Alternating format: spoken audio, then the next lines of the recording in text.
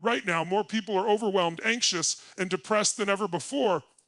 The world changed overnight, certainty disappeared, and millions were left alone with their thoughts, their fears, and their pain. In moments like these, the real question isn't whether people need motivation, it's whether real lasting transformation is even possible without drugs, without years of therapy, and without depending on someone else forever. What follows challenges everything most people believe about depression, healing, and human potential, and reveals what happens when you condition the nervous system instead of just treating the symptoms. People are carrying so much more than we ever see. A kid might be sick. A family might be breaking apart. Someone looks fine on the outside, but inside they're drowning in stress. I was in Los Angeles during the fires, watching friends lose everything in Malibu and the Palisades. 60 miles gone, the size of Paris, brutal.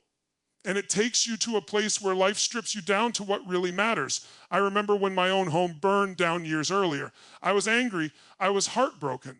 I felt the loss deeply because those things held memories. But I had 3 kids standing there watching me. And I realized something in that moment. I had to discipline my disappointment. I had to show them what's possible when life punches you in the face.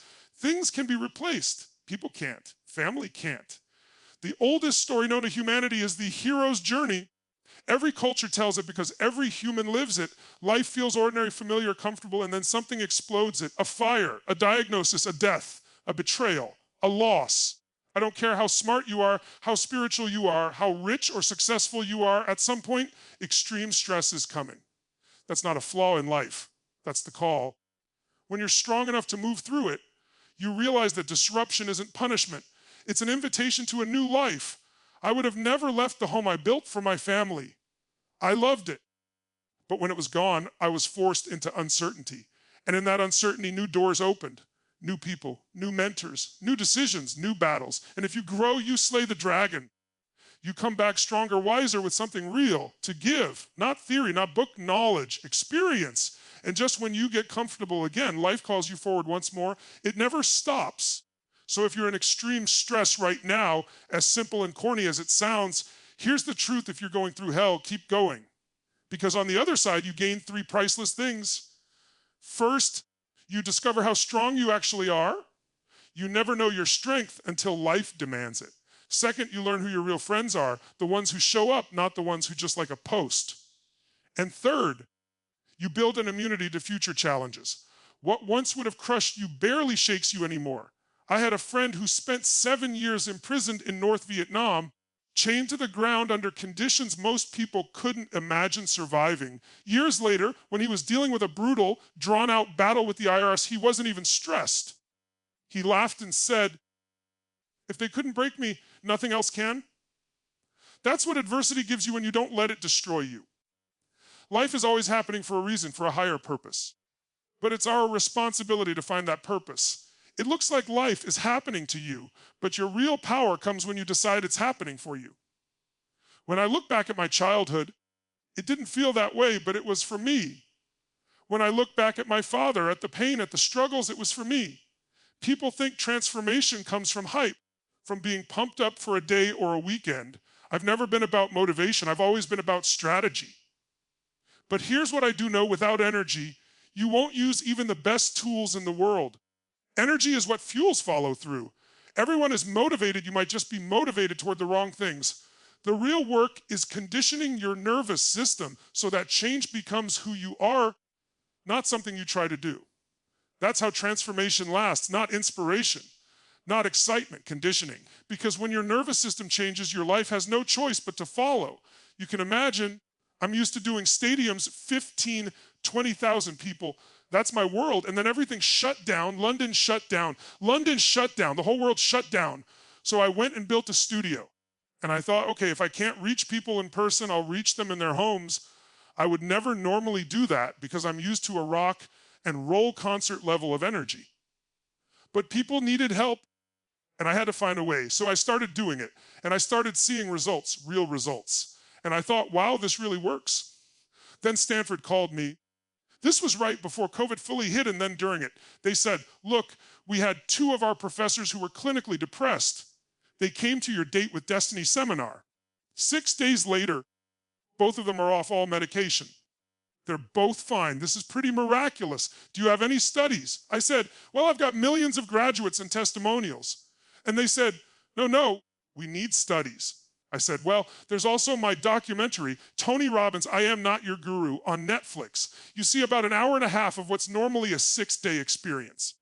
You see people who are suicidal, and then you see the follow-up years later. You see people who couldn't have kids, people whose lives completely changed. And the reason it lasts is because it's in their nervous system. So Stanford said, what if we did a study?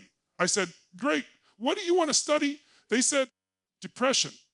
Because COVID was hitting hard. They said, depression is out of control. Overdoses are exploding.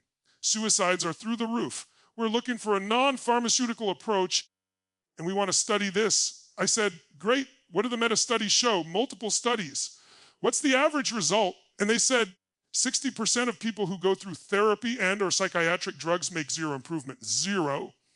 And they still have all the side effects, some of which include suicidal thoughts. It's insane. They said 40% improve, and the average improvement is 50%. They're half as depressed. Some people get better, but most are on drugs for life. I said, I know this may sound like hubris, but based on our history, I think we can blow past those results. And honestly, I think we could beat them, even with something close to a placebo. He kind of laughed nervously. I said, maybe. What's the best result you've ever seen? Because I'd like to beat that. He said, the best was a study done at Johns Hopkins. They gave people psilocybin, magic mushrooms, for 30 days, along with cognitive therapy. I said, you'd have to create a massive change in someone's brain. He said, it's the biggest change in the history of psychiatry. 6 weeks after treatment, 54% had no symptoms whatsoever. Nothing like it. And it lasted. I said, I know this sounds overconfident, but let's see. So they set up the study, control group, test group, same structure as the Johns Hopkins study, no drugs, 6 days, no one-on-one therapy. 6 weeks later, 93% had absolutely no symptoms. Nothing like it in the history of psychiatry. The 7% who didn't fully resolve still improved massively. 17% came in with constant suicidal ideation. Afterward, zero suicidal ideation. 1 year follow-up, never seeing me again, showed 72% reduction in negative emotions and a 51% increase in positive emotions. So the real question is, why isn't this being done everywhere? Why isn't this being promoted? I'm not saying everyone should go out and take drugs. I'm saying if something is that effective, we need to pay attention. The reality is we don't have a healthcare system, we have a sick care system. Insurance companies don't make money when you're healed. They make money when you're on something forever. I'm not being harsh. That's just reality. At the end of the day, this is what it all comes down to. Human beings are not broken, we are conditioned. And what's been conditioned can be changed. The pain you've been through, the darkness you faced, the moments where you thought, I don't know if I can do this anymore, they were not signs of weakness. They were signs that something inside you was asking to evolve. Healing doesn't begin when life gets easier. It begins when you decide that your past will not control your future, that your nervous system does not get to run on fear forever, and that you are worthy of a life filled with meaning, connection, and joy. You don't need to be fixed. You need to be reminded of who you really are. And when you change from the inside out, when your body, your mind, and your spirit align, your life has no choice but to change with you. What once felt impossible becomes your new normal. What once broke you becomes the very thing that built you. This isn't about surviving anymore. It's about rising, because your story isn't over. In fact, the most powerful chapter may just be beginning now.